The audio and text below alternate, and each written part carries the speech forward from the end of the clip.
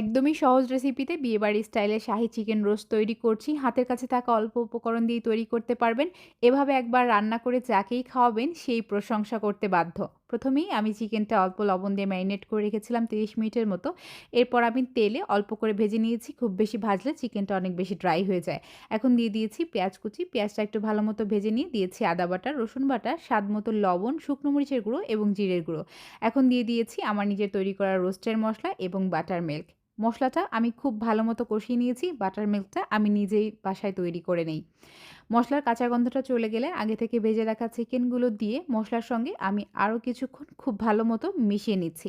এখন আমি ১ কাপ পরিমাণ গরম পানি দিয়ে দিয়েছি। এটা যেহেতু আমি মিডিয়াম হিটে রান্না করব, খুব বেশি পানি দেওয়ার দরকার নেই।